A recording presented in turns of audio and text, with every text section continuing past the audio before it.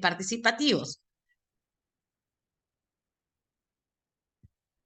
El diagnóstico, el marco estratégico y el plan de acción. El día de hoy solamente nos vamos a concentrar en el diagnóstico. La siguiente clase, jueves, vamos a ver lo que es el marco estratégico y el plan de acción para que estemos todos familiarizados con lo que vamos a hacer la próxima y la subsiguiente semana en los talleres ya presenciales, ¿no? En donde vamos a tratar de esbozar un poco nuestros planes, ¿no? Para aquellas regiones, por ejemplo, que ya lo tienen estructurado, como es la región de Madre de Dios, escogeremos algunos de los lineamientos para revisar. El diagnóstico, sobre el diagnóstico que lo vamos a ver en un ratito, solamente así a grosso modo les voy a decir qué dice que tiene que incluir. Dice el análisis y evaluación de la acuicultura de la última década, la identificación de la cadena de valor, los sistemas productivos de cada especie o grupos de especies, el desenvolvimiento del mercado, los derechos expedidos, las áreas otorgadas, disponibles y potenciales, la determinación de brechas de informalidad, disponibilidad de insumos, los servicios de transporte, procesamiento y comercialización, aspectos de financiamiento, inversión del sector público y privado, fomento y promoción de la acuicultura, centros de formación y capacitación, mapeo de actores, caracterización de los recursos humanos y el árbol de problemas que permita definir el problema público y el modelo de problema público. Entonces, ¿qué le agregarían ustedes a este diagnóstico? Porque no significa que porque está escrito en la directiva no podemos hacerle algún aporte. Lo que nos dice la directiva que esta es la estructura mínima, ¿no? Es decir, que mínimamente tiene que tener estos aspectos, pero podemos considerar otros que para nosotros sean relevantes. ¿Qué creen que no está, por ejemplo, considerado en este diagnóstico?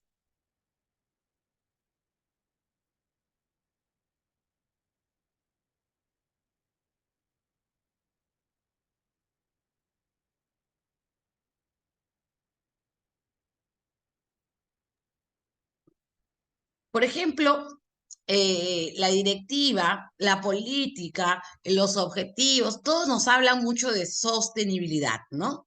Un principio decía que es la sostenibilidad. ¿En qué, en qué punto de estos ítems del diagnóstico podríamos o estaría involucrada el tema de evaluar, por ejemplo, el impacto de la acuicultura, ¿no? El impacto ambiental, el impacto social o el impacto, ¿no? El impacto socioambiental principalmente, ¿no? O en qué punto de este diagnóstico nos hacen referencia, por ejemplo, a los riesgos que los cambios climáticos, ¿no? Y los eventos naturales podrían impactar en nuestra agricultura, con qué frecuencia estos se suceden, ¿no? Y qué impactos han tenido en, por ejemplo, la última década, ¿no? ¿Cierto? Entonces, es importante, creo yo, que tengamos esto en cuenta, ¿no? Para poder tal vez darle un apartado. Creo que es importante, sobre todo por la tendencia, como ya hemos venido hablando a lo largo de todo el programa, ¿no? La tendencia del cambio climático, eh, el entorno cambiante, los riesgos relativos a un entorno tan cambiante, etcétera, ¿no? Muy bien. Luego nos habla del marco estratégico. Y en el marco estratégico dice articulación del marco estratégico con la política nacional de desarrollo, la política nacional de acuicultura, definir el horizonte temporal, ¿no? La visión o situación futura deseada, los objetivos estratégicos, los lineamientos y los indicadores, ¿no? Entonces, esto es lo que vamos a trabajar principalmente en el taller, ¿no? Nuestro marco estratégico. No todo el marco estratégico, vamos a elegir algunos problemas.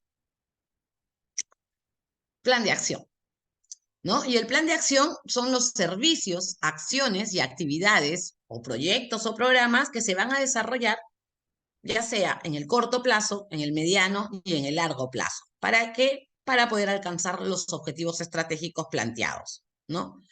Dice aquí, este plan de acción debe considerar el enfoque de género e interculturalidad. Debe ser inclusivo y no discriminatorio. Considerar también, en especial, la participación de la mujer y valorar las características culturales, ¿no es cierto? Las prácticas laborales, las creencias, tradiciones, el idioma, etcétera, ¿no? En dónde nos estamos desarrollando.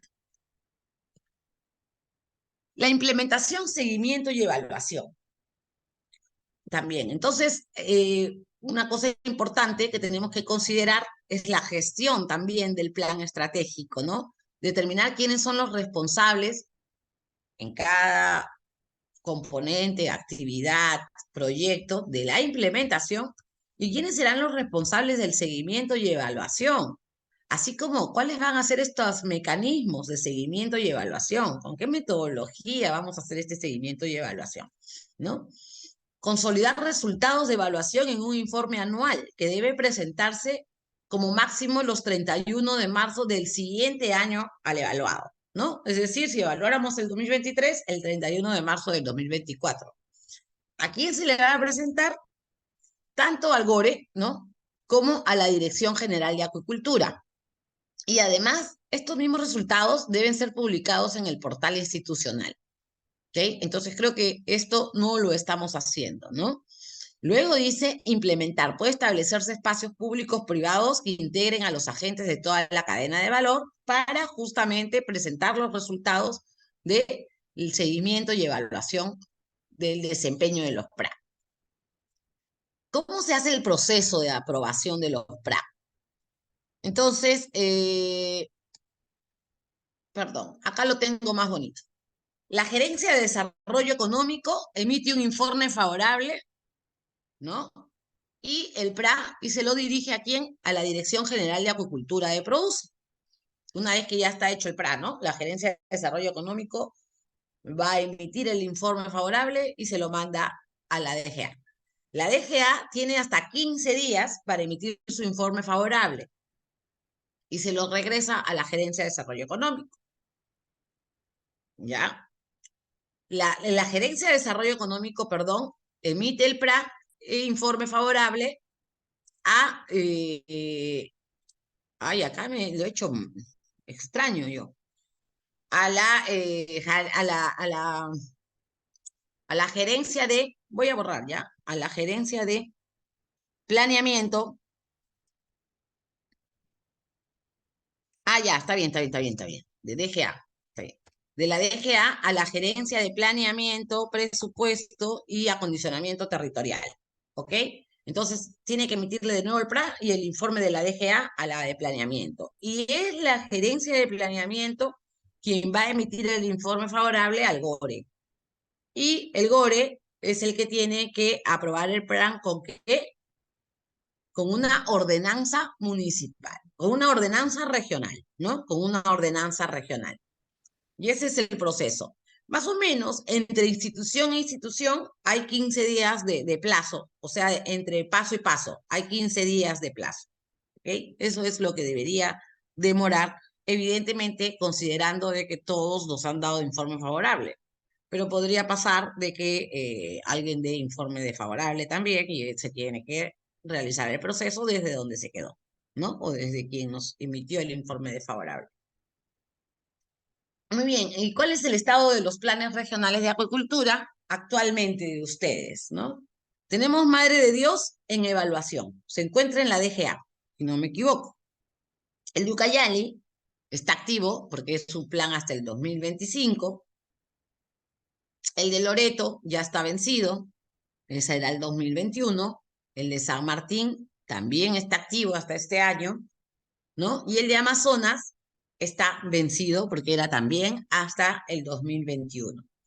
He tenido la oportunidad de revisar todos los diagnósticos de todos los planes, justamente porque aquí acaba, esta es toda la guía. Eso es lo que nos dice la guía en general, ¿no? A grosso modo. Ahora, el detalle del diagnóstico lo vamos a ver hoy. Y el detalle del marco estratégico, ¿no? Y del plan de acción el jueves. Entonces, y bueno, el único que está hecho en el marco de el único diagnóstico, evidentemente, porque miren, ha sido formulado en el 2023, posterior a la emisión de esta directiva, ¿no? Entonces, el único PRA que tiene un diagnóstico que sigue la secuencia y los contenidos mínimos establecidos en esta guía es el de Madre de Dios. ¿Ok? Así que todos tenemos harta trabajo, ¿no? Porque en realidad, por ejemplo, ahora voy a ver en los diagnósticos a qué fecha están actualizados. Ahorita los vamos a ver. Entonces, nos vamos a pasar a la parte suculenta de hoy, ¿no? Entonces, vamos a hablar ahora de los diagnósticos, ¿no? De la parte diagnóstico. Dentro de los lineamientos, nos vamos a enfocar en el diagnóstico.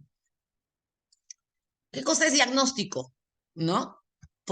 Para que nunca nos olvidemos, ¿no? Del concepto de diagnóstico. Viene de dos vocablos, uno que es dia, que significa a través de, y gnosis, que significa conocimiento, ¿no? Entonces el diagnóstico es a través del conocimiento. ¿Qué significa eso? Es la toma de decisiones, es justamente recoger información, conocer una determinada situación de un territorio o de un sector, para a partir de allí poder tomar decisiones, ¿no? Eso es el diagnóstico. Entonces, ¿nosotros qué queremos? Queremos tener un diagnóstico con un enfoque sistémico. ¿Y cómo debe ser un diagnóstico con un enfoque sistémico? De hecho, esto no nos lo dice la guía, ¿no? La guía solamente nos pone los puntos que yo había presentado hace un rato, ¿no? Pero creo que nos habla de uno de los principios, el enfoque ecosistémico, ¿no? Y entonces, si queremos tener este enfoque, tenemos que considerar que este es un diagnóstico de dos aspectos. Es un diagnóstico territorial, porque es un diagnóstico regional, y también es un diagnóstico sectorial, ¿no? Porque pertenece al sector específico acuicultura. Entonces, ¿qué tendremos que tener en cuenta? ¿No? Entender territorio como el ámbito espacial y jurisdiccional con influencia e interacción de un sistema natural y un sistema cultural, ¿no? En un determinado lugar. Mientras que el sector, ¿no? Es el ámbito de producción y comercialización de un recurso o un producto con confluencia también e interacción del sistema natural y de un sistema cultural. Ahí dice algo, ¿no? Parte de la economía país. Ese es un sector, ¿no? La economía del país es la suma de todos los sectores, por eso se llama sector, ¿no? Es un sector de la economía. ¿Ok? Entonces, ambas cosas, entonces, para tener un diagnóstico con un enfoque sistémico, lo más importante es que tenemos que confluir e interactuar la parte natural y la parte cultural o social. ¿Ok? ¿Qué podemos considerar como capital natural? Los recursos naturales, tanto renovables como no renovables, ¿no? En este caso el agua, el aire, el suelo, la biodiversidad, la flora, la fauna.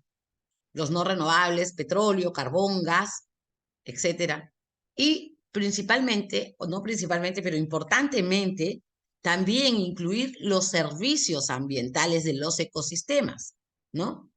Por ejemplo, el control de la erosión, de la contaminación, la preservación de la biodiversidad, la regulación del clima, la regulación del ciclo hidrológico, la regulación del ciclo de carbono, del ciclo de nutrientes, del oxígeno atmosférico, etcétera, ¿no? El soporte de las actividades urbanas, rurales y sectoriales. Entonces, todos estos aspectos, todos estos servicios ambientales tienen un impacto en todas las actividades económicas, incluida la acuicultura, ¿no? El ciclo hidrológico es fundamental para nosotros, ¿no? Muchas de las acuiculturas, como ya lo había comentado Jorge, dependen, ¿no es cierto?, de las estaciones de lluvia, ¿no? Entonces es importantísimo tener esto. Y estas, por ejemplo, en regiones donde la acuicultura depende de los ciclos hidrológicos, debería, por ejemplo, incluirse dentro de los diagnósticos, ¿no? ¿Cuáles son estos ciclos en determinadas zonas también, ¿no? Y no lo he visto en ninguno de los planes. Capital público, en el capital cultural tenemos que considerar el capital público, el capital productivo y el capital social. Y cuando hablamos de capital público, nos referimos a los recursos que tienen las instituciones, tanto humanos, legales, normativos, organizacionales, científicos, tecnológicos, sus planes y sus recursos financieros, ¿no? También el capital productivo son los recursos, ya sea creados o construidos con fines productivos, como las infraestructuras energéticas productivas, las vías de transporte, las científicas, tecnológicas, económicas y financieras. Y quiero hacer también aquí en las vías de transporte. También cuando estaba revisando, hay una parte del diagnóstico que nos dice, oye, háblame sobre los servicios de transporte, de procesamiento y todo lo demás, ¿no? Entonces, no basta aquí enfocarnos en si tenemos camiones insulados o no, sino también ver justamente cuáles son estas vías, ¿no es cierto?, de traslado, ¿no? Que pudieran ser, que son utilizadas actualmente, por ejemplo, para el acceso a los centros de cultivo o para el traslado de los insumos o de los productos cosechados, ¿no? Y cuáles podrían ser las nuevas vías alternas también. Esto hay que tenerlo en consideración. El capital social, dice, los recursos humanos, políticos y culturales de la población, ¿no? Hablábamos justamente, importante saber de qué tamaño es una población, porque nos va a permitir saber tamaño del mercado, en qué estado situacional se encuentran, ¿no? Cuál es su nivel de ingresos, por ejemplo, o su nivel socioeconómico, su nivel de nutrición, su salud nutricional, etcétera. Son aspectos importantes que deberíamos tener en consideración para proyectar lo que vamos a hacer. Entonces, ya hablábamos de los principios, están los mismos principios que ya habíamos visto hace un rato, ¿no? Que tenemos que considerarlos. Y ahora sí, para estructurar el diagnóstico, nos habla la guía nos presenta un anexo, dice, el anexo 1, que es la estructura del diagnóstico. Y ahí están, de alguna manera, ya ordenaditos los puntos que había mencionado hace un rato. Ya no los voy a leer aquí, sino los vamos a ver uno por uno. Y nos habla de las características generales de la acuicultura regional. En el punto 1 nos dice, oye, dime cuál es el desenvolvimiento y análisis de la producción acuícola regional, la identificación de la cadena de valor y la descripción de los sistemas productivos, en el desenvolvimiento del mercado de las especies cultivadas y el ordenamiento de la acuicultura. Entonces, vamos a hacer un poquito esta clase dinámica. En el desenvolvimiento y análisis de la producción acuícola, alguien que me diga qué incluiría dentro del diagnóstico respecto al desenvolvimiento y análisis de la producción acuícola.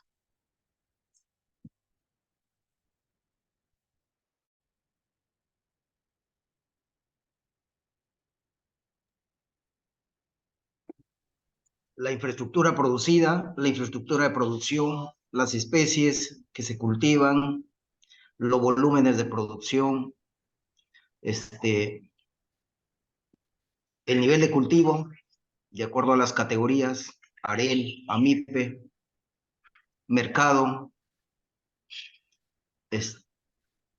procesamiento. Okay. Mira, más abajito ya nos habla de mercado, ¿ya? Pero acá no hay desenvolvimiento, pero claro que sí, yo creo que de alguna manera, como tú dices, el desenvolvimiento y análisis de la producción acuícola termina siendo una mirada, ¿no es cierto? Una primera mirada general, ¿no? De cómo se desenvuelve la acuicultura, ¿no? E incluye, en cierta forma, todo lo que tú estás mencionando, ¿ok? Entonces, sin embargo, de alguna manera, lo que he visto a lo largo de todos los planes es el enfoque, en este caso, en lo primero que tú mencionabas, ¿no? Las especies producidas, los volúmenes de producción, ¿no? Y una introducción un poquito a los sistemas productivos que vienen más adelante. Entonces, justamente nos decía esto, ¿no? Las características generales nos habla del desenvolvimiento y análisis de la producción acuícola. Y aquí he puesto yo algunas de las cosas que podrían, que considero para, como más adelante hay otros capítulos que nos hablan de infraestructura, nos hablan de mercado. Creo que algunos aspectos no lo describe la guía, ¿ok? No describe qué debe ir en cada punto, solo en algunos que los he rescatado y los he traído acá. Pero aquí pongo algunas de las cosas que considero podríamos incluir en esta parte, ¿no? Dice la producción total y anual de los últimos 10 años, porque hace un rato habíamos leído que nos decía, oye, hazme un desenvolvimiento de los últimos 10 años. La producción total y anual de los últimos 10 años. ¿Y qué hago con esa producción total y anual de los últimos 10 años? Como lo he visto en algunos planes, muchos cuadros, de donde me sale la producción del año, si estamos en el 2023, 2013, 2014, 2015, 2023. ¿Eso nos va a ayudar a algo?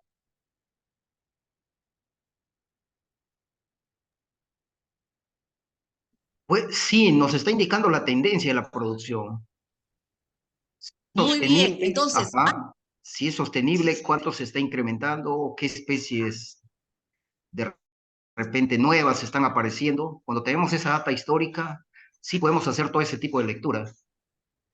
excelente. Entonces, nos va a ayudar, como nos menciona el compañero, siempre y cuando no lo dejemos en un cuadro de datos, ¿no es cierto? Sino que a partir de esa estadística nos demos el trabajo de sacar los índices de variación y de crecimiento, ¿no es cierto? Y decimos de crecimiento aunque crezca o aunque decrezca, ¿no es cierto? Cómo va variando año a año y por especie. Eso nos tiene que conllevar a una conclusión, ¿no es cierto? A una reflexión. ¿Por qué o cuáles de las especies están aumentando en producción? Y habría que revisar hacia atrás cuáles son esos factores que han promovido ese crecimiento. Y si está pasando al revés, si hay alguna especie que está disminuyendo en su volumen de producción, tendríamos que también reflexionar en este diagnóstico de cuáles son las razones por las cuales ha venido decreciendo, ¿no? Entonces, no nos debemos quedar únicamente en números, ¿no? Porque los números sí son importantes, como dice el compañero, o sea, bacán, vamos a poder ver el índice de crecimiento, pero tenemos que asociarlo a una determinadas circunstancias que nos permitan tomar decisiones o seguir impulsando esta tendencia. Y eso es importante. Entonces, creo que lo que debería pasar en los diagnósticos que se hagan hacia adelante es eso, ¿no? Que terminemos haciendo conclusiones punto por punto para una cosa que nos viene más adelante, que ya la vamos a ver. Entonces, luego dice, por ejemplo, valor de la producción, ¿no es cierto? Igual, ¿no? El valor de la producción es algo que no he visto en los diagnósticos. Hemos hecho producción total de los últimos 10 años. Muchos han hecho eso, todos los diagnósticos tienen esa producción total, solo algunos han sacado el índice de crecimiento, ¿ok?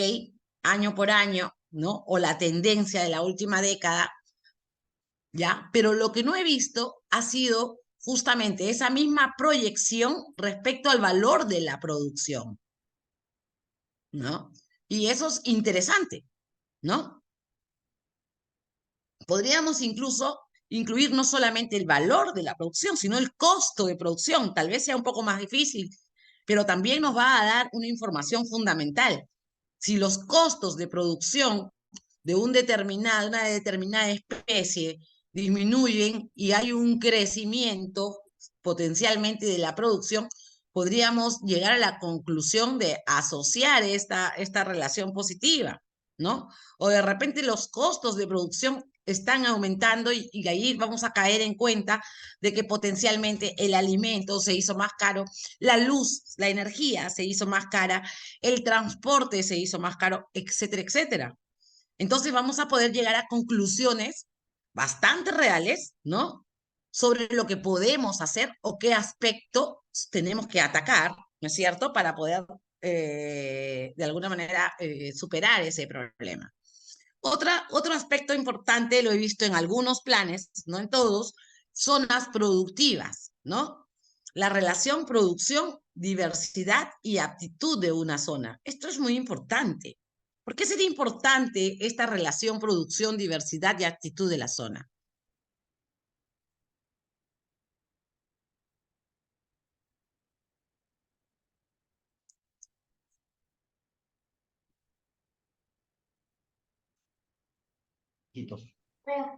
Creo que ahí nos muestra el potencial acuícola que puede tener cada área, cada terreno, cada zona. Claro, ¿para qué? O podría ser también para ver el mercado, ¿no? Podría ser para ver el mercado, podría ser para decidir, por ejemplo, sobre dónde, como sector público, ¿no es cierto?, vamos a poner todas nuestras energías o mayores energías y mayores recursos, ¿no es cierto?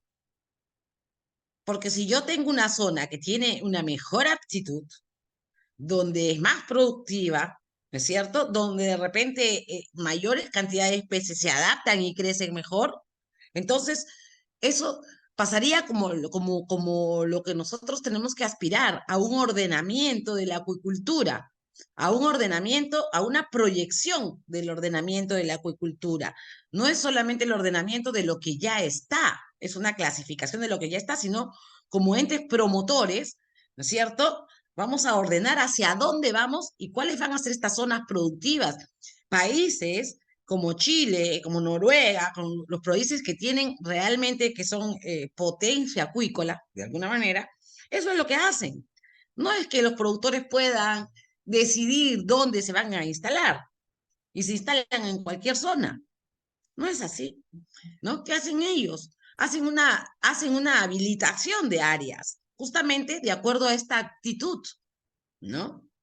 Y entonces dicen, oye, en esta área se va a promover hasta la producción hasta de 5.000 toneladas, 3.000 toneladas. ¿Por qué? Porque estoy proyectando además en función de una capacidad de carga, ¿no? Y esta capacidad de carga no solamente va hacia el aspecto de una laguna, por ejemplo, ¿no? Nosotros tenemos este concepto de alguna manera, oye, ¿cuál es la capacidad de carga de una laguna? ¿No? Cuando hacemos, por ejemplo, la acuicultura en cuerpos de agua, en lagunas o lagos. También tenemos una capacidad de carga, entre comillas, o una capacidad de aprovechamiento, ¿no? También de un río, ¿no? Tendríamos una capacidad de aprovechamiento de otras fuentes de agua, ¿no? Y ahí está el caudal, ¿no es cierto? Perdón, la disponibilidad hídrica, ¿no es cierto? La disponibilidad hídrica ecológica, ¿no? Y también considerar los usos de esas aguas. Las aguas tienen prioridades de uso. La acuicultura no es la prioridad número uno, ¿no? La número uno es, obviamente, el consumo humano, seguramente la agricultura, de ahí la acuicultura, ¿no? Entonces, tenemos que tener presente de que cada una de estas actividades va a tener una demanda hídrica. Entonces, en función de esa capacidad hídrica o esa disponibilidad hídrica que nos puede brindar uno o varios cuerpos de agua en una determinada zona productiva, definiremos cuánto vamos a promover o permitir autorizar en esa determinada zona, ¿no? Entonces, cuando no tenemos eso claro, podríamos terminar dando 500 permisos que aparentemente cada uno suma una tonelada, ¿no? O que todos son areles y creemos que, o no hemos proyectado potencialmente que 500 ya van a ser 500 toneladas, o potencialmente después 1.000, y después pueden hacerse 10 veces más, ¿no es cierto? si promovemos, seguimos promoviendo su crecimiento y no sabemos si realmente esta determinada zona productiva tiene esa capacidad y va a ser sostenible, sobre todo considerando y cuidando no solamente la parte ambiental, sino el esfuerzo de las comunidades, por ejemplo, que invierten en poner estos centros acuícolas, ¿no? Que mañana pueden ser, ya no pueden ser de repente no rentables o no sostenibles. Luego, otra cosa importante que solo lo vi y me gustó verlo en el Prado Ucayali, ¿ya? En el Prado Ucayali había una proyección de crecimiento muy interesante y no lo he visto en otros planes y creo que me parece súper importante a partir de toda esta evaluación, ¿no es cierto?, de toda esta data, hacer proyecciones de crecimiento según estos índices, ¿no? O la tendencia que tienen estos índices, ¿no? Entonces, el PRA dijo, en el Ucayali dijo, bueno, voy a proyectarme 5 años hacia el futuro, ¿no? Y en función de esa proyección potencial de crecimiento, ¿no? Voy a también ver, voy a evaluar cuáles son mis requerimientos de insumos, de ovas, de alevines, de alimentos, los requerimientos de espejo de agua, ¿no? Importante, ¿no? ¿Qué espejos de agua cuánto espejo de agua se va a requerir? Entonces nos adelantamos a eso y decimos, oye, vamos a habilitar ciertos espejos de agua o ciertas fuentes de agua y el impacto en la producción y la demanda actual, ¿no? Interesante, como esto le ha agregado, ¿no? ¿Cómo este crecimiento, esta proyección de crecimiento va a impactar en la producción actual, ¿no? Aparte de aumentarla, ¿cómo va a impactar en los productores actuales o en la demanda actual, ¿no? ¿Va a satisfacer una demanda insatisfecha o de repente vamos a terminar teniendo una sobre oferta acuícola? Entonces nos va a obligar a abrir un nuevo mercado, ¿no? Entonces, esas son consideraciones importantes. Y miren cuánta data hemos recogido solamente del punto 1 que podrían conllevarnos a la toma de decisiones en las acciones que vamos a desarrollar en el plan. ¿No es cierto? Y solamente estamos en el punto 1. Respecto a los diagnósticos, Amazonas lo tiene al 2013, con data del 2007. Eso quiere decir que ya ese diagnóstico no nos sirve, ¿cierto? Hay que hacer un nuevo diagnóstico. Si hay alguien de Amazonas, están haciendo un nuevo diagnóstico, tienen algún diagnóstico avanzado a mano o el proceso que viene es íntegro, hay que incluir el tema del diagnóstico.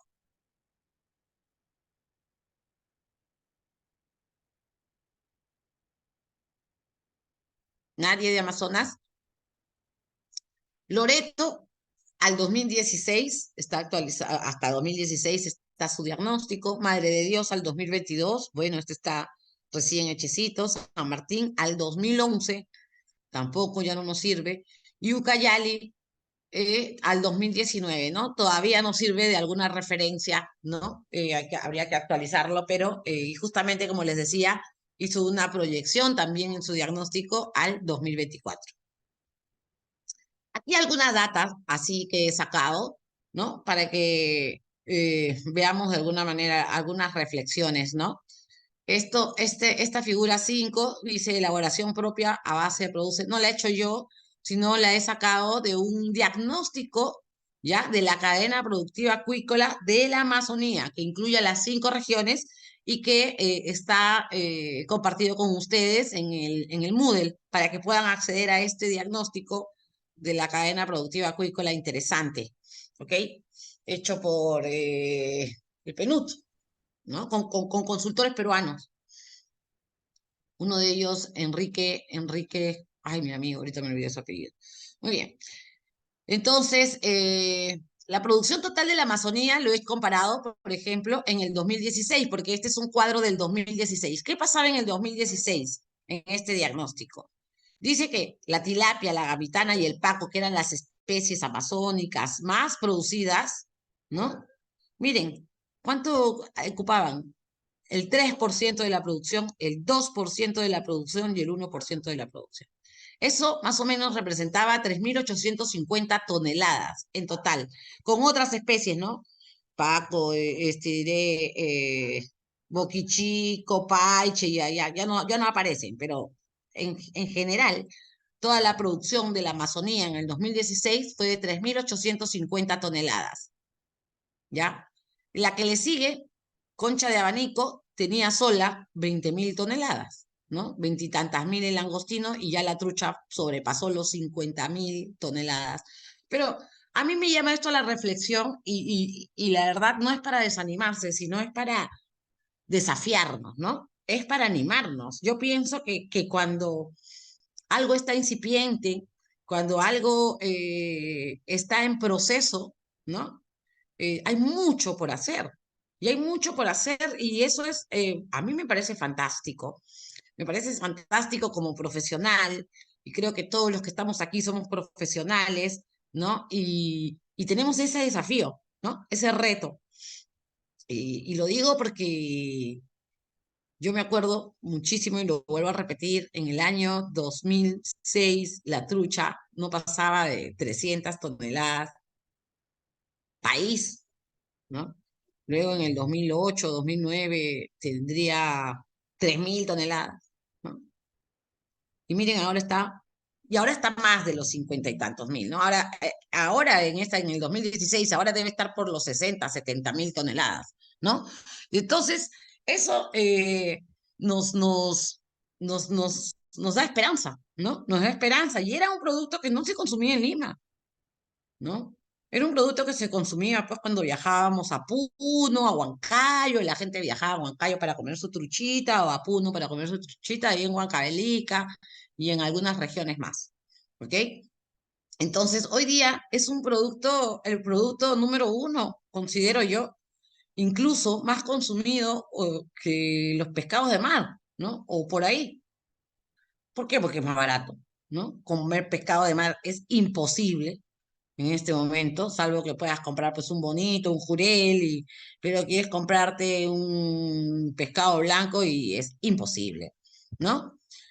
Entonces preferimos pues una trucha, ¿no? Entonces creo que esa puede ser una visión y una aspiración de la acuicultura pues de especies amazónicas, ¿no?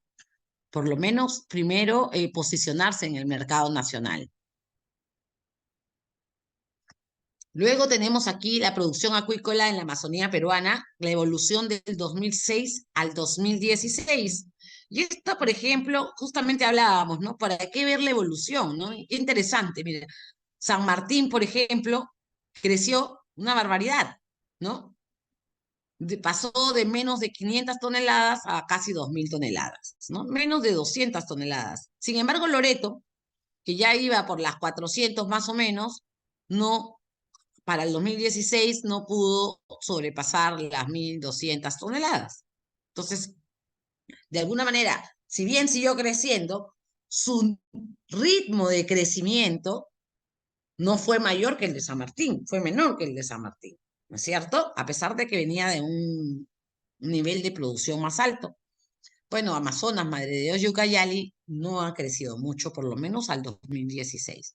¿No? Entonces, ¿qué pudo haber pasado en San Martín que no pasó en Loreto?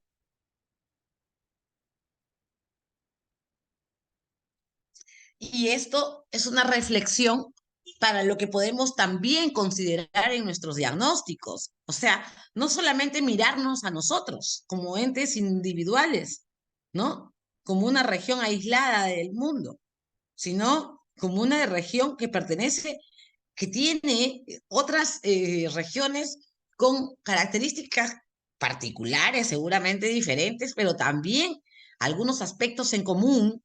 ¿Y por qué? ¿Qué pudo haber pasado en una determinada región que tiene aspectos en común con la nuestra que ha provocado una dinámica diferente a la que nosotros tenemos, ¿no? Eso también es un aspecto que valdría la pena considerar.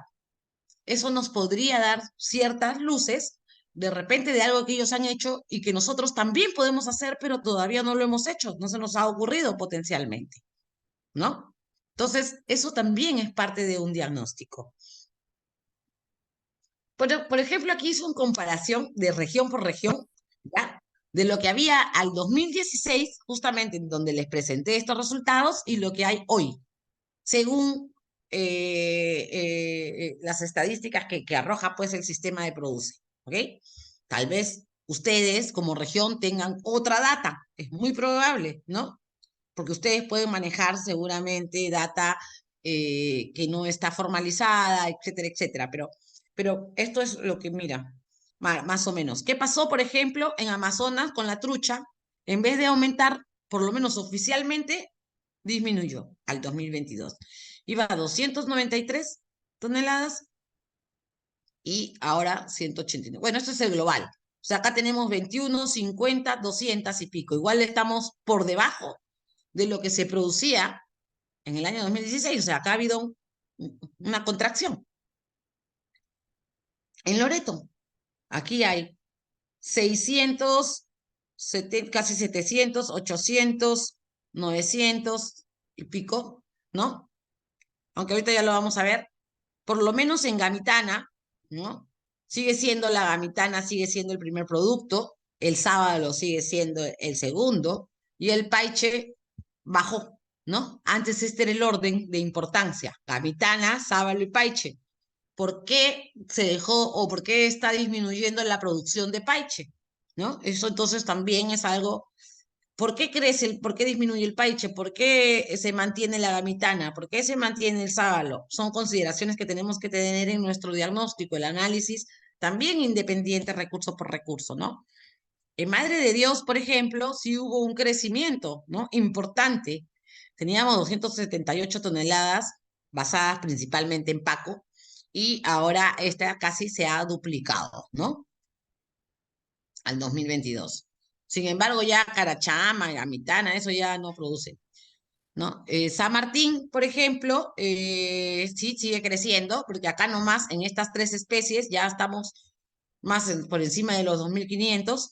La tilapia sigue siendo el primero, seguido del paco y la gamitana. Entonces, ¿qué vemos en San Martín? Vemos un crecimiento que mantiene la tendencia en todos sus recursos, ¿no? Habíamos dicho que San Martín era la región de la Amazonía que más ha crecido y seguramente es por la producción de tilapia, ¿no? Miren cuánto tiene de tilapia, 1.590 en el 2020. Entonces, por ejemplo, ahí tenemos una reflexión. Yo creo que ya Ucayali ya logró la aprobación de su plan para el aprovechamiento y para el cultivo también de tilapias, ¿no? Entonces vemos una acuicultura potencial que puede dinamizar la acuicultura regional, ¿no? Que es el cultivo de tilapia. Claro, tiene una serie de restricciones y una serie de planes que se tienen que cumplir, pero es una especie que tiene una demanda ya que ya no hay que trabajar, ¿no? Una demanda en el mercado nacional e internacional, ¿no? Y en Ucayali, por ejemplo, también ha crecido, ¿no? Y la especie número uno sigue siendo el paco, ¿no? Entonces también hay una tendencia a la continuidad de lo que venía sucediendo hace 6 años atrás. Muy bien. El otro punto que nos habla, dice, es la identificación de la cadena de valor y la descripción de sistemas productivos. Vamos a hablar de la cadena de valor. ¿Qué cosa será la cadena de valor? Bueno, primero, en principio, voy a ponerme así para que no me estén leyendo. Ya, entonces, en principio, este tema, el nombre de cadena de valor, ojo, es un nombre, cadena de valor es una terminología que se usa en principio, determinada por Porter, que se usa específicamente para medir la cadena de valor dentro de una organización, institución, empresa. ¿Ok? El verdadero nombre de alguna manera es la cadena productiva, que hoy día la tendencia es ya llamarla la cadena de valor, ¿no? Entonces ya tenemos la cadena de valor empresarial y la cadena de valor de un sector, ¿no? De una determinada especie, ¿ok? Entonces, ¿qué cosa será la cadena de valor?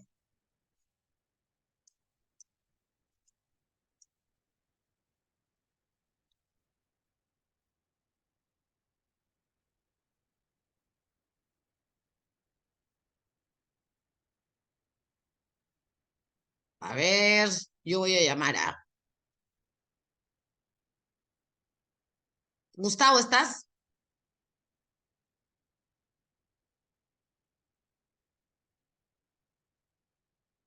Gustavo a la 1, un punto menos en su examen por no estar. Gustavo a las 2.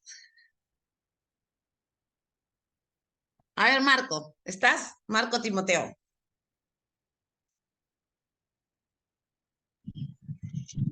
Hola, sí, sí estoy. Muy bien. Eh, la cadena de valor productiva es todo aquello que, bueno, lo pueden tener como todo aquello que pueda agregarle un valor a un producto, ¿no? Como procesamientos. Ya. Entonces tú dices que la cadena de valor es justamente la generación de valor agregado, de alguna manera. Sí, Ya. Otra propuesta. A ver, ¿quién más se anima? Este, Gracias, Marco. eh, podría, podríamos indicar que la cadena de valor eh, es mm, es considerar los insumos, la productividad, ¿no? El procesamiento, el transporte, la comercialización, el acopio, ¿no? O almacenamiento, o sea, todo proceso que involucra la actividad, ¿no? Desde un inicio hasta un final sería la cadena de valor, sí, eso Pero podría sí, ser. muy bien, Marco, ¿no? También, ¿no? ¿Quién Eh, habló?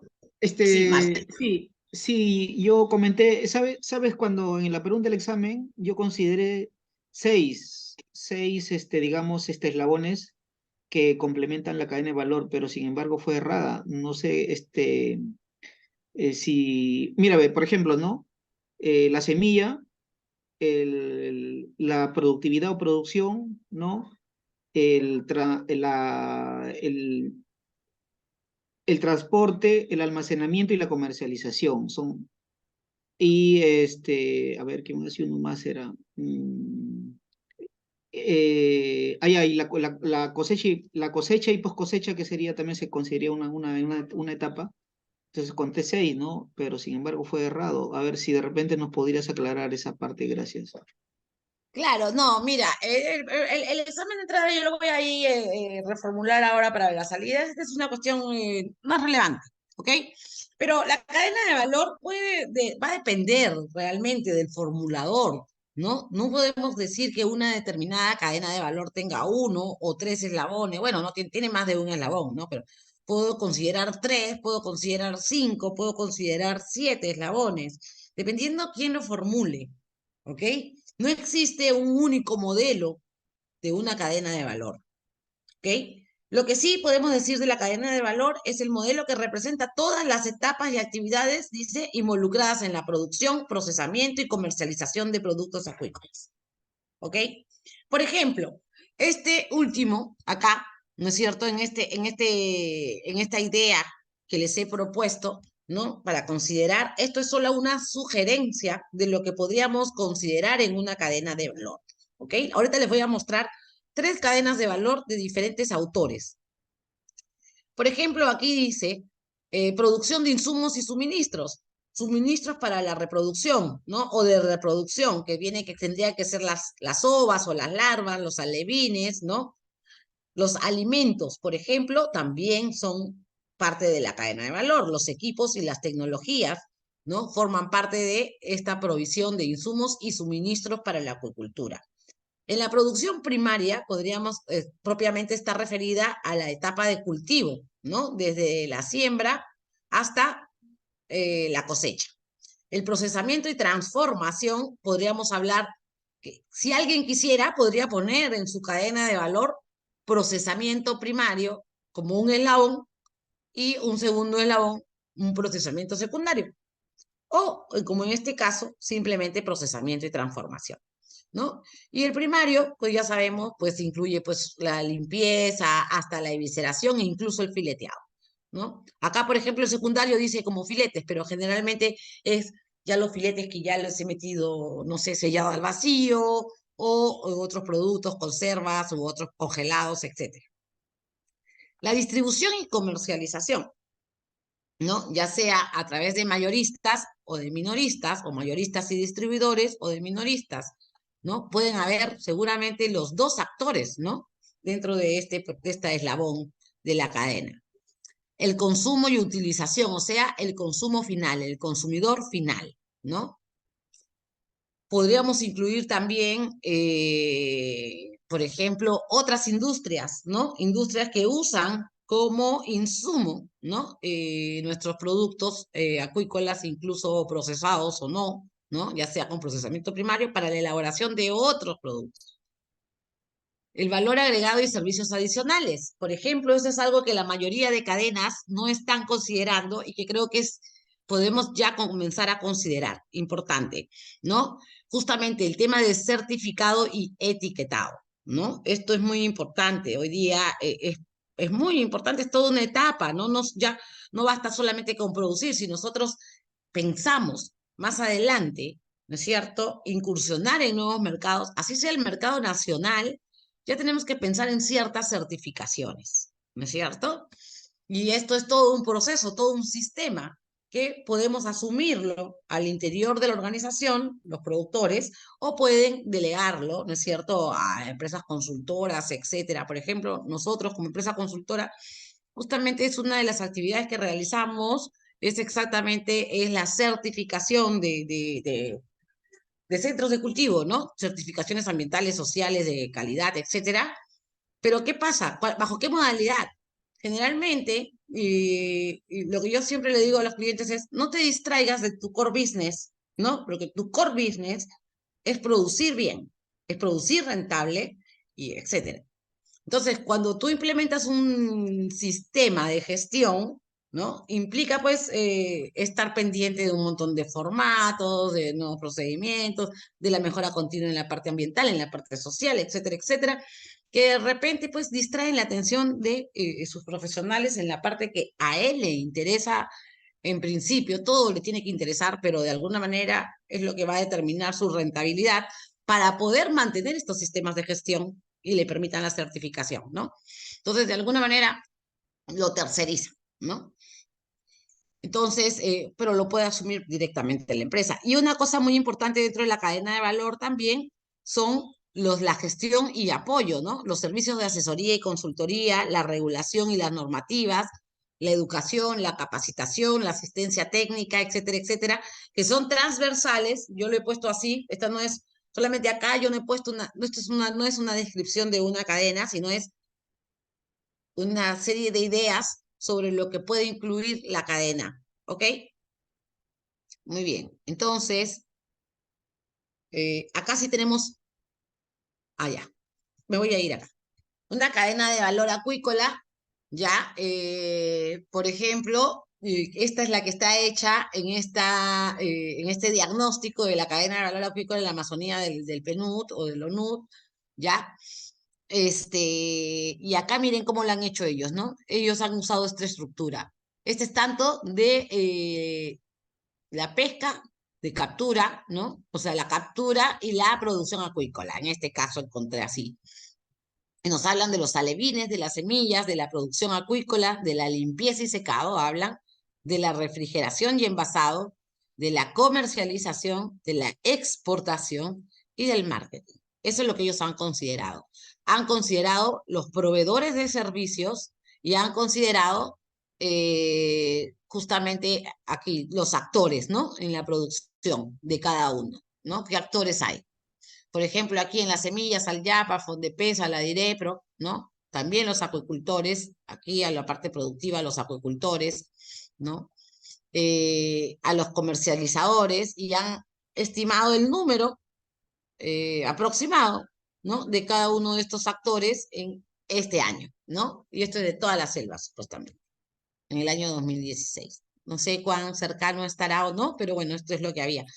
Otro modelo de cadena de valor, por ejemplo, es el que hizo Carlos Jave de Produce, ¿no? Y a mí me parece esta un poquito más sencilla y tal vez más entendible, ¿no? Componentes esenciales dice laboratorio, cultivo, industria y mercado. Etapas, investigación, siembra, procesamiento primario y mercado interno, ¿ves? Entonces acá nos quedamos en esta cadena de valor con 4 eslabones, ¿no? Selección y acondicionamiento del medio, crianza, procesamiento secundario, mercado externo. Etapas, acá dice producción de semillas y cosecha. Y nos habla de los bienes y agentes y servicios, ¿no? Semillas, larvas, alimento elaborado, equipos, maquinarias y herramientas como bienes. Y servicios, no veo aquí, pero acceso al transporte, electricidad, tecnologías, comunicación virtual, etc.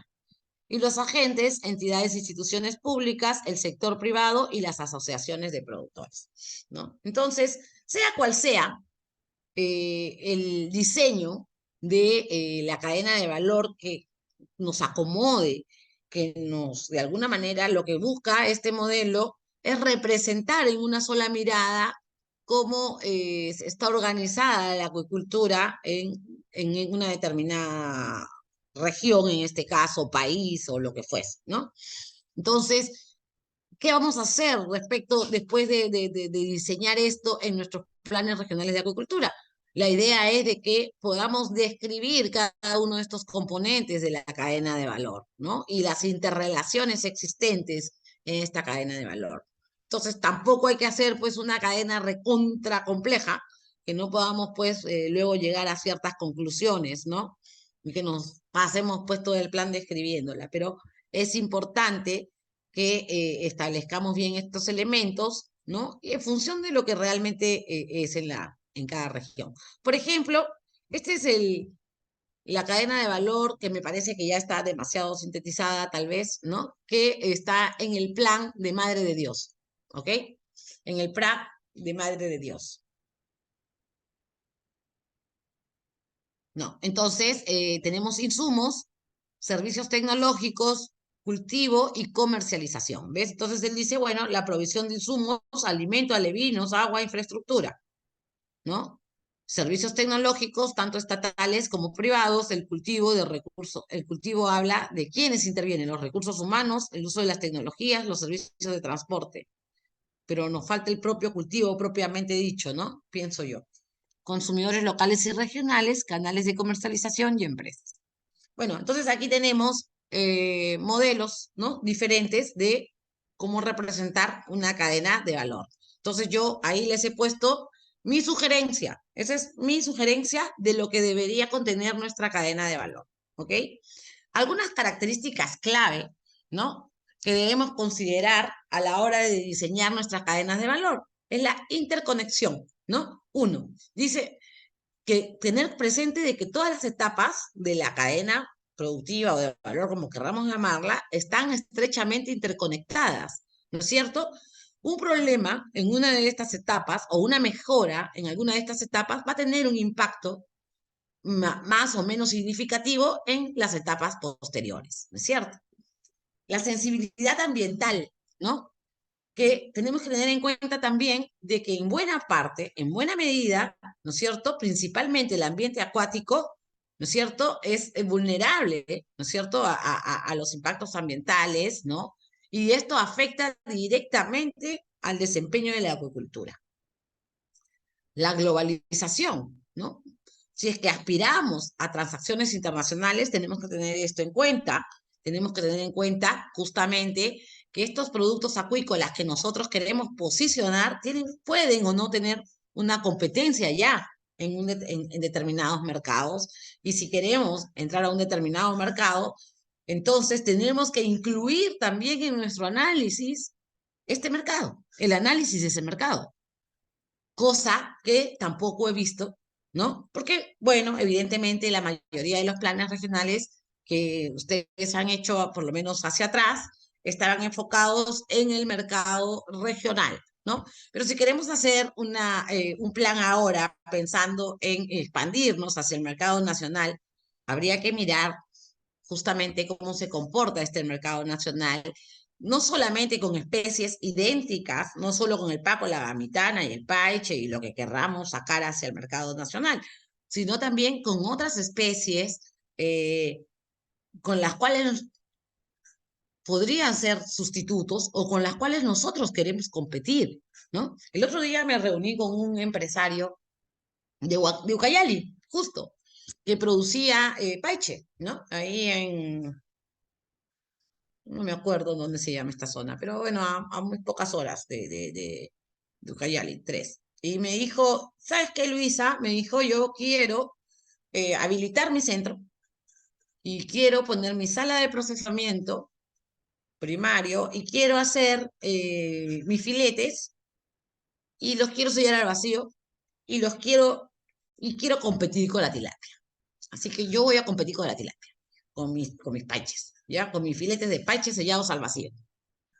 Así que, es más, voy a evaluar la posibilidad de repente no tener que llegar a los 10 kilos, sino voy a ver si encuentro otros rendimientos, porque al final la tilapia es un filete pequeño, ¿no? Y de repente no tengo que llegar hasta determinado tamaño, ¿no? Quiero que me ayudes en eso, ¿no? Entonces, justamente, ella se trazó una meta, ¿no? Ella dijo, yo voy a competir con la tilapia, ¿no? Entonces, ya tiene todo un plan, ¿no? Oye, habilito, hago mi sala, habilito, saco mi certificación mínimo, quiero tener una certificación HACCP y esto, ¿no? Y todo esto, ya tengo todo un plan. Entonces, si eso lo multiplicamos, podríamos decir, o lo replicamos a lo largo de la región, entonces tendríamos que tener esa decisión, ¿no es cierto? Nos va a dar un plan de acción. Entonces, hay que mirar el mercado. La regulación y seguridad alimentaria, dada la naturaleza de los productos, está sujeta a regulaciones normativas, ¿no es cierto?, que garantizan la inocuidad, la seguridad alimentaria y la calidad. Eso también tenemos que tener en cuenta. La innovación tecnológica, ¿no? Cómo los avances tecnológicos, ¿no? Por ejemplo, en el aspecto genético, en la automatización, en la monitorización de los cuerpos de agua, por ejemplo, o el desempeño de los cultivos pueden influir. Y la sensibilidad a factores externos, ¿no? Como enfermedades, fluctuaciones en los precios también, el cambio climático, etcétera. ¿Cómo nos va a afectar estos factores externos en el desempeño de esta cadena, ¿no? Entonces, en conclusión, dice, la cadena de valor de la acuicultura es compleja y dinámica, y su composición es esencial para mejorar la eficiencia y la sostenibilidad de la producción y la comercialización de los productos acuícolas. Muy bien. Continuamos al siguiente punto. Otro punto del diagnóstico dice, la descripción de los sistemas productivos. Dice, la cadena de valor de los sistemas productivos, ¿no? Entonces ya sabemos todos que tenemos como sistemas productivos desde el punto de vista del nivel, ¿no? Y densidad de producción, tenemos 3 sistemas que ya ni siquiera los he puesto porque ya todos los conocemos, ¿no? Que es el extensivo, el semi-intensivo y el intensivo, ¿no? Entonces, y que va a depender, por ejemplo, de la densidad, ¿no es cierto? De la densidad de siembra, ¿no? De la densidad del cultivo, del nivel de insumos para la alimentación y de la tecnología que se aplique, ¿no? Pero también tenemos otro tipo de sistema de productivo, cuando tendríamos los sistemas de estanques, los sistemas de tanques, ¿no? Que ahora ya se están de alguna manera practicando, difundiendo. Y también he visto algunos proyectos de jaulas flotantes, ¿no? ¿Quién tiene jaulas flotantes? No me acuerdo dónde vi, tal vez en San Martín. Sí, manejamos cierta información y algunos cultivos con jaulas flotantes. ¿Y qué tal les está yendo?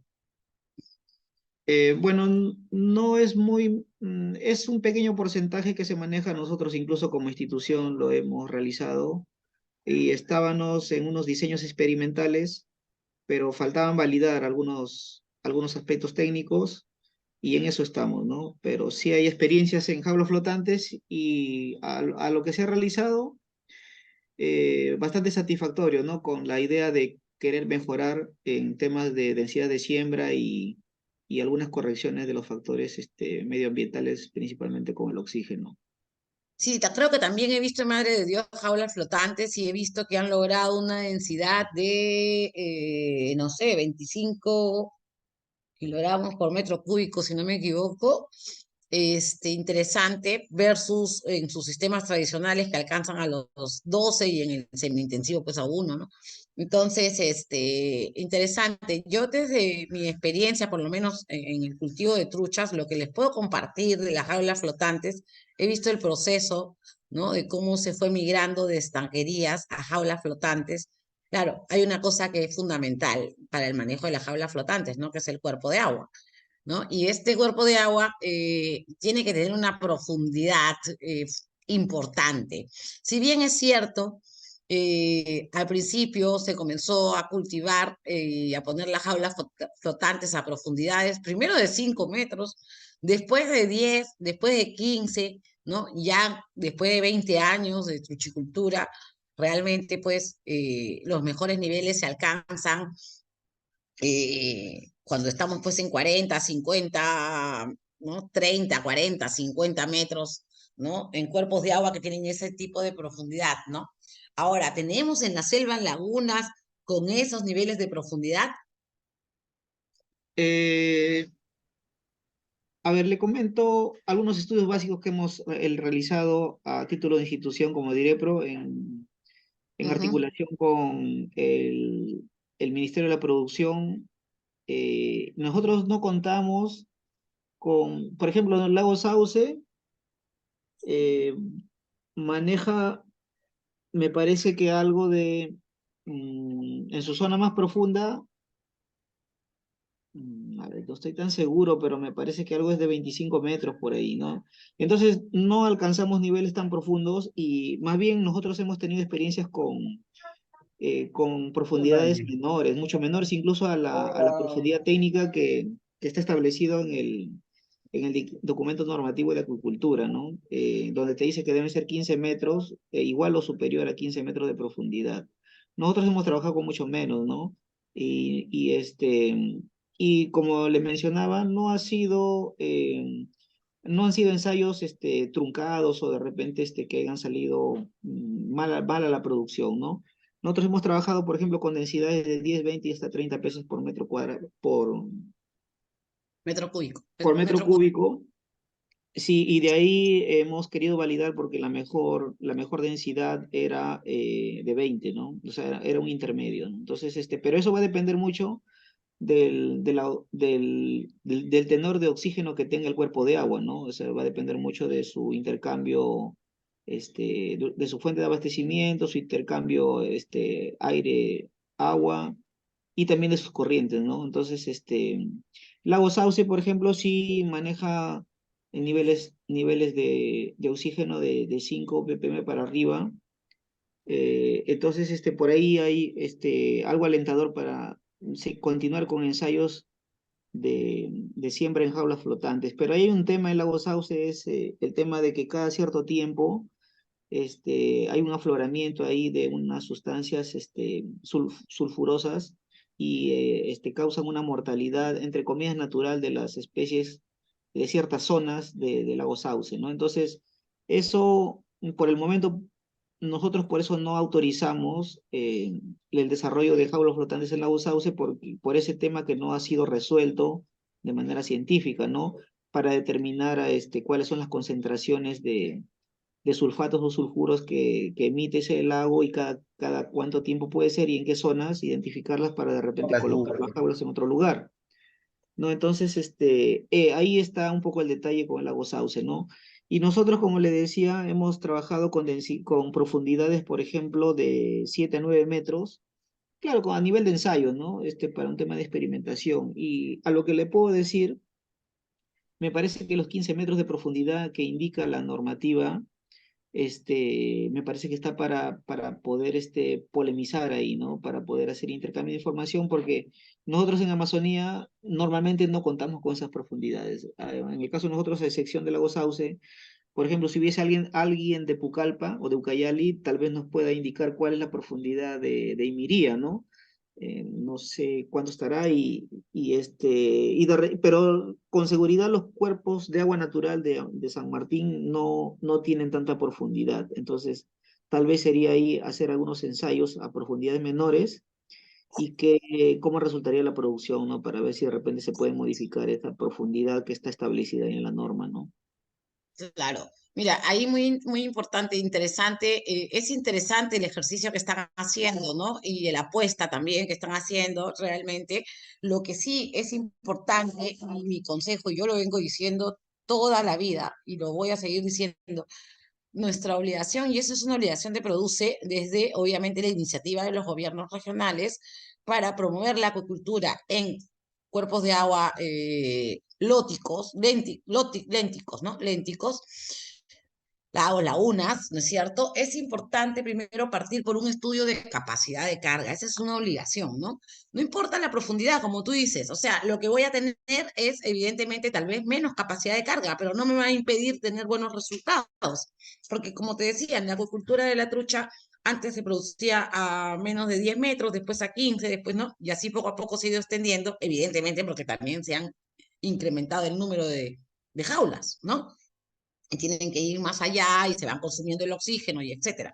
Pero lo más importante creo que es el punto de partida, ¿no es cierto?, para realmente dar el salto a la promoción, ¿no es cierto?, de una acuicultura en jaulas flotantes, es determinar las capacidades de carga de cada una de las lagunas que vamos a pretender utilizar para promover el desarrollo de esta acuicultura, ¿no?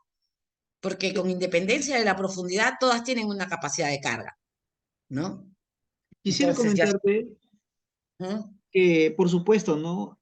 Tal vez algunas investigaciones fundamentan que la profundidad en relación con la capacidad de carga, de repente, es necesario tomar en cuenta, ¿no? Por decir, ¿no? Todos sabemos que eh, cuando evaluamos capacidad de carga, vamos a evaluar el deterioro, entre comillas, de la laguna, ¿no? Por el tema de emisión de sustancias de materia orgánica, ¿no? Ya sea por el alimento o por las excretas de los peces en cultivo, ¿no? Entonces, tal vez quizás ahí ellos han fundamentado que es importante tener esa profundidad o más de eso para de repente minimizar la concentración de materia orgánica que se va acumulando, ¿no? Tal vez pueda ser, por eso ellos recomiendan que la profundidad debe ser así.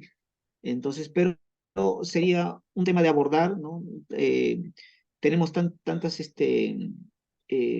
información ahí suelta que tal vez sería importante hacer una capacitación en este tipo de sistemas y ver detalladamente pues, cuál es el impacto que puede ocurrir, porque, por ejemplo, Lago Saus, el lago en Puno, el lago Titicaca, no necesita ser una gran eminencia científica para determinar que eso en poco tiempo va a colapsar, ¿no? O sea, Exacto, y sí, mírate el tamaño del lago Titicaca y las correcto, corrientes, ¿no? correcto. Entonces, imagínate otros cuerpos de agua, ¿no? Entonces, eso es una gran responsabilidad realmente, determinar las capacidades de carga, ¿no? No la densidad de siembra, sino de cosecha, sino la capacidad total de la laguna, ¿no? Y cuánto puede resistir, ¿no? Entonces, no excedernos de eso, Te comento algo, por ejemplo, porque al final vamos a tener boom, que después nos van a terminar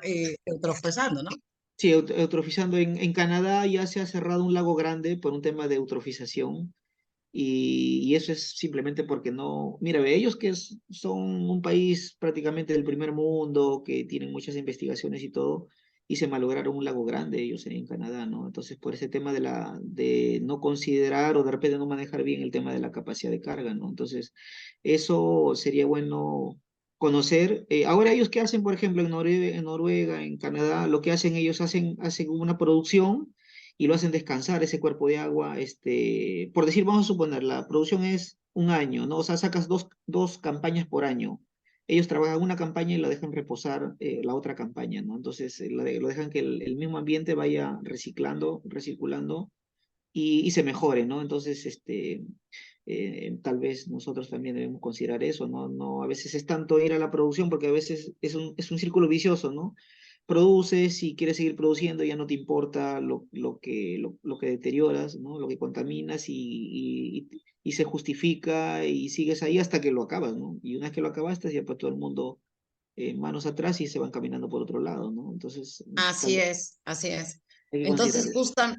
justamente eso, ¿no? Entonces, por ejemplo, son consideraciones que podríamos tener en el diagnóstico, que no lo he puesto acá, pero, por ejemplo, ya tenemos un aspecto, dependiendo de qué queramos promover, ¿no? ¿Cuál es la capacidad de carga, por ejemplo, de nuestras lagos y lagunas, ¿no es cierto? Para promoción de la acuicultura, o cuáles son óptimas, ¿no?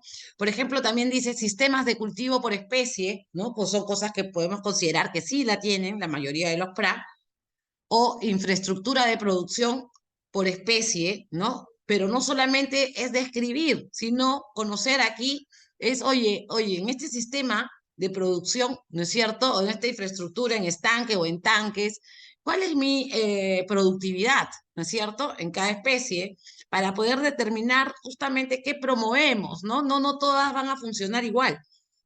La infraestructura del por sistema de cultivo, tecnologías asociadas por cada uno de estos sistemas, ¿no es cierto? ¿Qué tecnologías asociadas podríamos, por ejemplo, en un estanque semi-intensivo, ¿no? Para mejorar nuestra productividad, o qué se está usando, qué rendimientos tenemos actualmente y qué podríamos tener si incorporamos ciertas tecnologías, ¿no?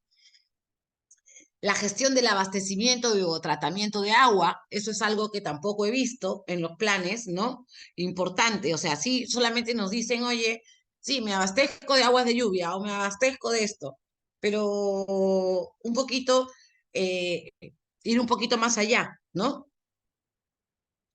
¿Cómo? ¿No es cierto? ¿Cómo se maneja esta gestión? ¿No? Si ha sido productiva o no, si ha sido sostenible o no. Oye, si por ejemplo, determinados fuentes de agua, ya no hablo de lagos ni lagunas, sino de ríos, riachuelos, ¿no? Por ejemplo, ¿cuál es cómo le puedo decir? Su comportamiento anual, ¿no es cierto? Si hay cuerpos, ¿cuáles son estos ríos o cuerpos o fuentes de agua, ya sea riachuelos, manantiales, etcétera, que nos podrían dar abastecimiento de agua a lo largo del año, ¿no? Para tener acuiculturas sostenibles. ¿Por qué? Porque lamentablemente, ¿qué pasa? Esto es muy importantísimo, ¿no? Porque cuando nosotros queremos salir más allá de la región, cuando nosotros vendemos en la región, podemos vender lo que hay, ¿correcto? Hoy día sale Paco, mañana sale no sé qué, y mañana le meto recursos de la pesca y no hay problema. El poblador regional va a consumir la oferta. Pero cuando nosotros ofrecemos nuestros productos hacia afuera, tenemos compromisos de venta, asumimos compromisos de venta, ¿no? Asumimos un abastecimiento de 1 tonelada, de 10 toneladas semanales, quincenales, mensuales, pero eso lo tengo que cumplir. Entonces tengo que ver en realidad en qué zonas, ¿no es cierto? Y promoviendo qué acuicultura y en qué zonas voy a poder realmente cumplir con este requisito de mercado. Porque cuando nosotros le fallamos al mercado, ya no lo podemos recuperar. Difícilmente lo podremos recuperar una vez más, pero la segunda vez que le fallamos, ya no lo recuperamos. Entonces, hay que tener muchísimo cuidado con decidir, por ejemplo, hacer planes en los que nosotros propongamos que nos vamos a ir a mercados externos, ¿no? No hablo de exportación siquiera, hablo de mercados de Lima, por ejemplo, ¿no? O que vamos a abastecer supermercados, por ejemplo, y no estamos preparados para ello. No tenemos asegurada una oferta constante para ello, ¿no? Entonces, una vez que perdemos a un supermercado, volver a entrar es casi imposible. Ya. Entonces, alimentación y nutrición, por ejemplo, también, ¿cómo va la conversión alimenticia respecto a estos sistemas productivos? ¿Cuál es el índice de crecimiento respecto a estos sistemas productivos? La mortalidad o la capacidad de carga de la que estábamos hablando, ¿no? Son aspectos que podríamos considerar en el diagnóstico. Otro aspecto del desenvolvimiento del mercado, ¿no? ¿Qué podríamos ver en el desenvolvimiento del mercado? ¿Qué queremos ver? ¿Qué queremos tener en este desenvolvimiento del mercado? Dice, una visión integral del estado actual del mercado y sus perspectivas futuras, ¿no es cierto? No solamente podemos quedarnos en cómo está el mercado ahorita, eso va acá porque ni siquiera Cuando nosotros evaluamos el mercado es para ver qué vamos a hacer. Entonces, lo que está pasando en este momento en el mercado no es lo fundamental. Lo fundamental es por lo menos proyectar qué es lo que va a pasar en el mercado año a año, ¿no? A lo largo de el horizonte de nuestro plan. Eso tampoco lo he visto. Yo lo único que he visto en los planes es el mercado regional, es el mercado tal, el precio es tal y el precio es tal. ¿Y eso qué hago con eso? ¿No? Entonces, ¿qué podríamos ver?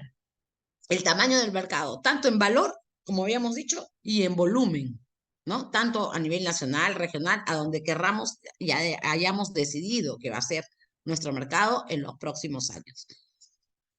Tendencias de crecimiento, ¿no? Ya habíamos dicho, ¿no? Si es estable, si está en expansión, si está en contracción. Segmentación del mercado, ¿no? ¿Qué mercado consume pescado fresco? ¿Cuál consume pescado congelado? ¿Cuál consume procesado? ¿Cuáles son los canales de distribución y venta de cada segmento? Las demandas del consumidor. ¿Qué demanda el consumidor? Una cosa es lo que ofrece el productor y otra cosa es lo que demanda el consumidor. Le hemos preguntado, cuando hacemos los diagnósticos, le preguntamos al consumidor. En algún diagnóstico hemos hecho un análisis de la demanda, porque no confundamos muchas veces lo que ponemos en los diagnósticos como demanda es lo que es la oferta en realidad, y estamos considerando que lo que se ofrece y cómo se compra lo que se ofrece es en la demanda. No es así, ¿no? Entonces, para saber cuál es la verdadera demanda hay que ir al consumidor. Entonces, nuestro diagnóstico tendría que extenderse a estos consumidores para saber cuáles son las especies de su preferencia. Una cosa que es la que más consume, porque puede consumir más porque es la que hay en el mercado todos los días. Es la que está más barata, no lo sé, ¿no es cierto? Pero ¿cuál sería la especie de su preferencia? ¿Qué calidad espera acceder? ¿Qué presentación preferiría? ¿No? Si tiene alguna predilección, por ejemplo, por el origen o por alguna garantía de sostenibilidad social, ambiental o etcétera de una determinada producción, ¿no? ¿Quiénes son estos actores, no es cierto, del mercado, ¿no? ¿Cuántos son? ¿Qué capacidad tienen? Porque no basta decir, por ejemplo, oye, sí, en la región hay 5 plantas, qué bien, pero estas 5 plantas, la planta A tiene una capacidad de producción de 10 toneladas por día, la otra tiene de 5, la otra tiene de 20. Excelente. ¿Cuánto de esa capacidad ya está plenamente satisfecha? ¿No? ¿Cuánto de esa capacidad ya está ocupada? Porque puede tener una capacidad de 10 y entonces nosotros hacemos un plan y decimos, oye, la región tiene una capacidad de producción de 50 toneladas por día en las 5 plantas. Pero ¿cuántas de estas tienen una demanda insatisfecha o una capacidad ociosa para poder atender a nuevos productores? O si es que dan servicios a productores también, ¿no? Porque puede haber una planta que solamente la usa para sí mismo. Entonces, todas esas consideraciones son importantes, ¿no? Entonces, oye, voy a crecer, sí vamos a crecer y queremos producir, sacar afuera y tenemos que procesar, vamos a procesar, así sea viscerado. ¿Dónde lo voy a procesar? Si estas están plenamente copadas, ¿no? O cuánto más puedo incrementar, ¿no? Entonces, esas son consideraciones importantes. Entonces, creo que un aspecto fundamental, hablábamos la otra vez, es el mercado, ¿no? El mercado es el dinamizador de la acuicultura o de cualquier actividad económica, ¿no? Si hay mercado, hay demanda, todo el mundo se anima pues a invertir, a producir más, a certificar, a habilitarse, etcétera, etcétera. Entonces, creo que este análisis del mercado debería tener una valoración importante que no la he visto por lo menos en los planes anteriores, ¿no?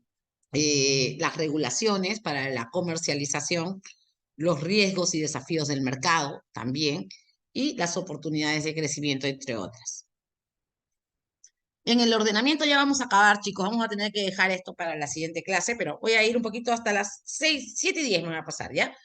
En el ordenamiento de la acuicultura regional dice, esto es muy claro, ¿no? No tengo mucho que explicar acá.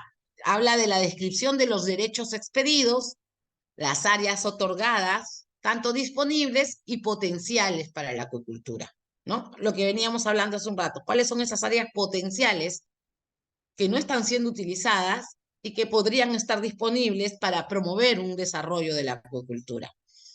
El grado de informalidad, así como aspectos ambientales y sanitarios de los derechos acuícolas y las zonas de producción. Esto no he visto, los aspectos ambientales, ¿no? Poco hemos visto. Hice este análisis, ¿no? Esto es ahorita, el actual, ya al 2023. A 2023, a cada una de estas regiones tiene estos derechos otorgados, según produce, ¿no?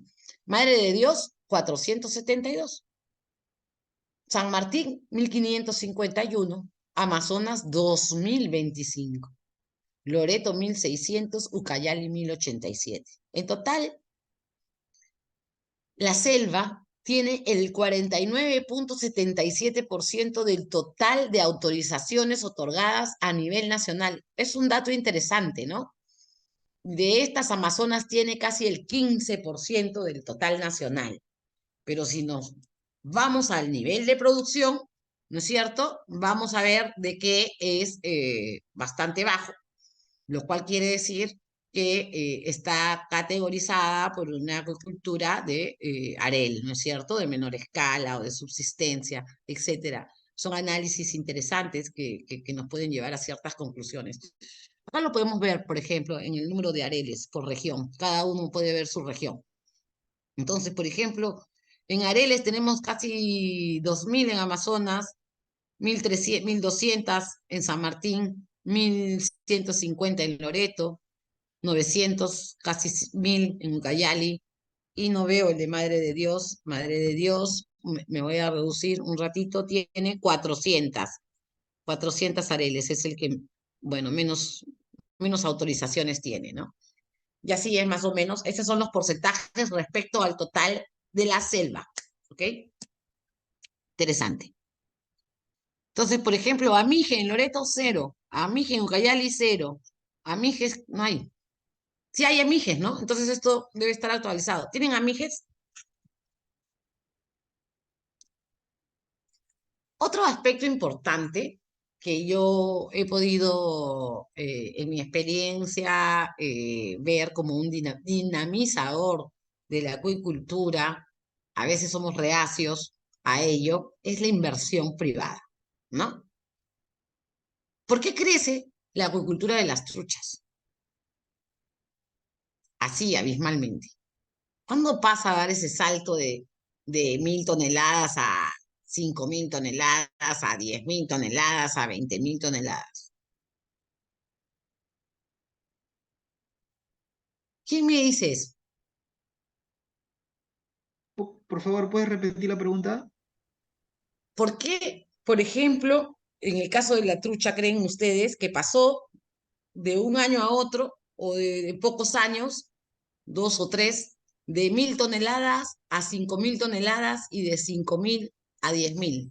Y de ahí a 20, 30, 50, como ahora 70. ¿Qué condición o qué situación se pudo dar para que se diera este salto de nivel productivo?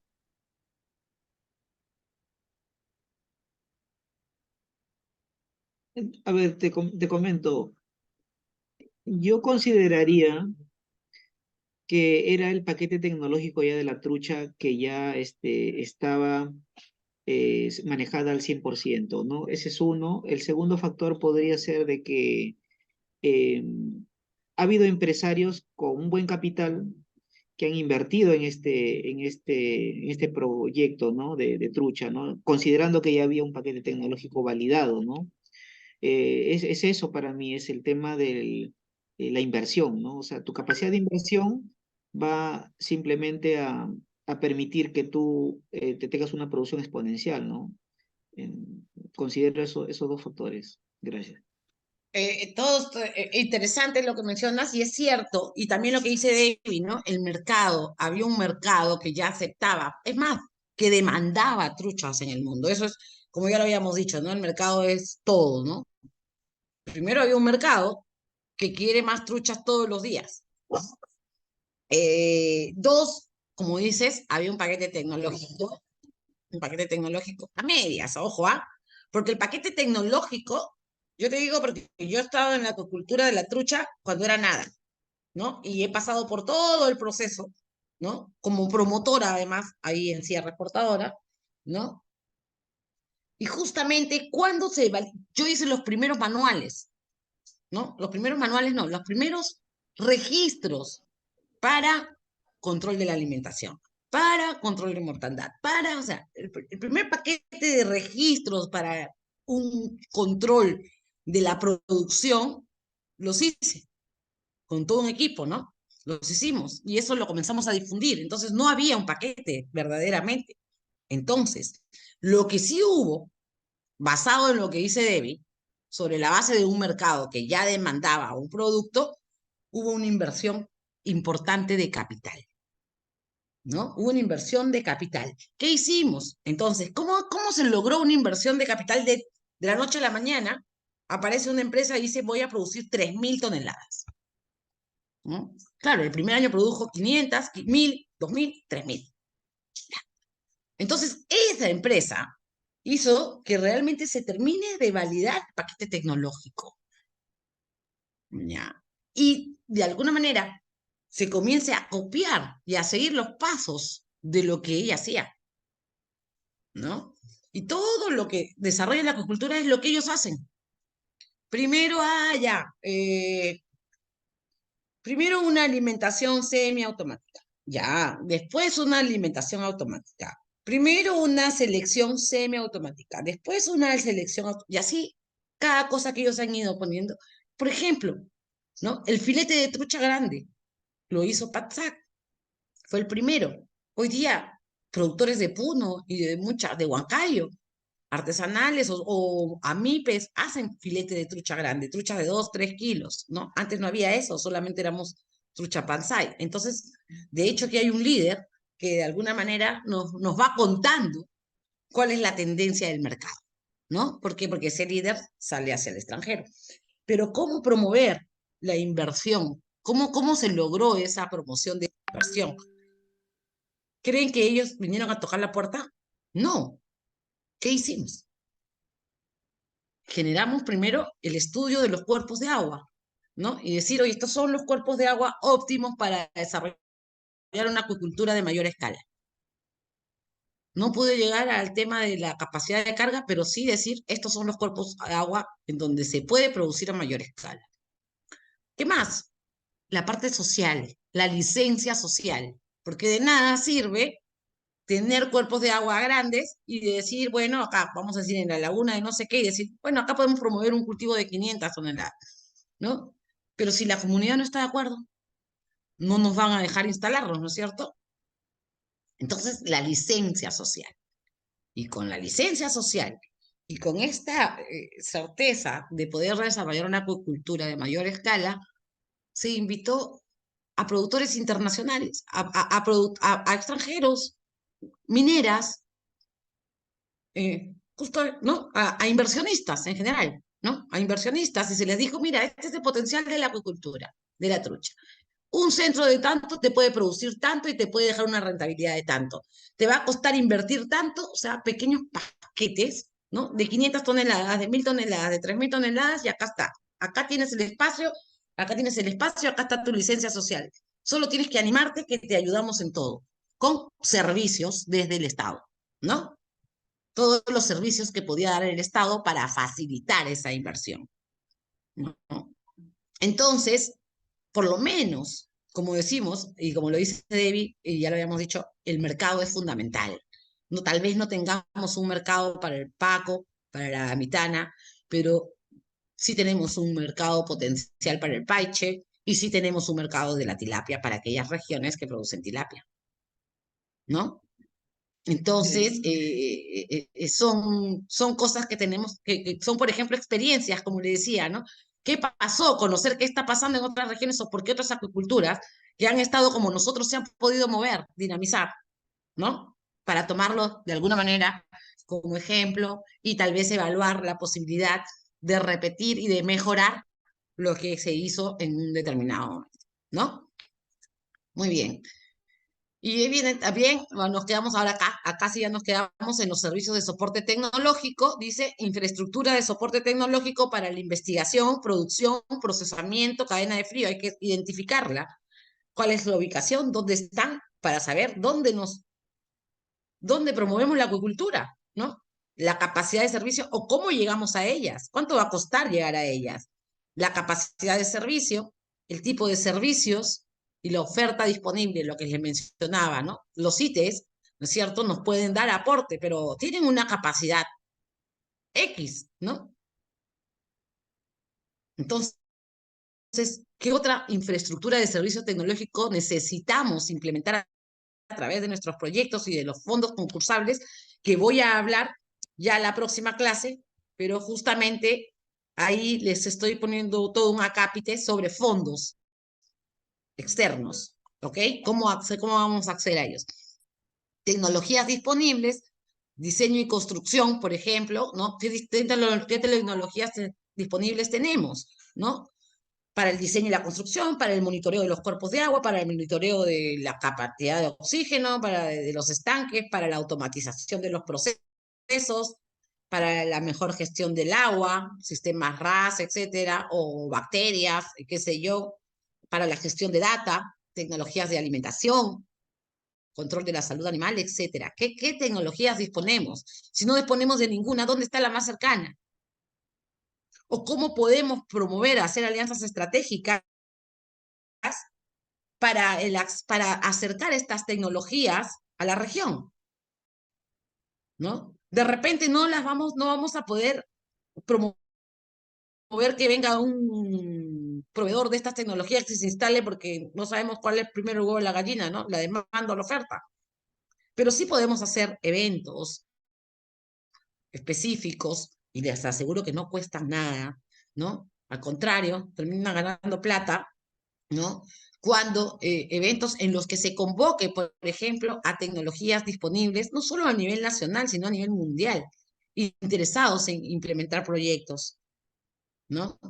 Y que de alguna manera, así no, el productor no compre ni una sola, a él no le importa, él viene gratis, ¿ya? Porque él ya está viendo, y se lo digo también por experiencia, ya está viendo, muy bien, aquí, a él les encanta, cuando yo les hablo mucho ahora de la selva, a todos estos, tuve la oportunidad de estar en la feria, ¿no? En Expo Pesca y Acuicultura y contactar con algunos proveedores, pensaba un poquito en todas estas tecnologías que podrían servir para la selva y les comentaba un poquito de la acuicultura en la selva y estaban muy interesados porque para ellos es de mucho interés entrar en mercados emergentes, ¿no? Saben que una vez que el productor comience a entender los beneficios, y basta con que uno lo tome y pueda demostrarle al resto de estos beneficios, se comienza a generar una demanda, ¿no? ¿Y esto cómo lo logramos? Haciendo alianzas estratégicas para proyectos, con fondos concursables, sin fondos concursables, de diferentes formas, ¿no? Entonces, las alianzas con estas tecnologías disponibles es fundamental para la promoción de la acuicultura, ¿no? No solamente basta nombrarlas, sino hay que establecer cómo nos acercamos a ellos, ¿no? Servicios de asesoría, capacitación, consultorías, acompañamiento. Temas necesarios y temas abordados por la oferta, ¿no es cierto? ¿Qué temas necesita, ¿no es cierto? ¿Qué temas está dictando el gobierno regional, el CITE? Pero ¿qué más necesitamos? ¿Cuáles son aquellos temas que no podemos cubrir nosotros? También es algo que tenemos que tener presente. Bueno, y eso es todo por hoy, ya me excedí, son las 7:15. Y la próxima semana ya solamente tenemos examen de salida, sería la última clase. Y ya bueno, y ahí ya venimos a los fondos concursables. Acá les estoy poniendo algunas fuentes de financiamiento. Sí, a ver cuánto me falta. Sí, no me falta. Ya, ok. Entonces, terminamos la próxima clase. Por favor, tratemos el jueves de empezar de verdad a las 5 y 5 para que acabemos y podamos pasar también a la siguiente parte. Voy a hablar un poco menos también. Bueno, muchas gracias.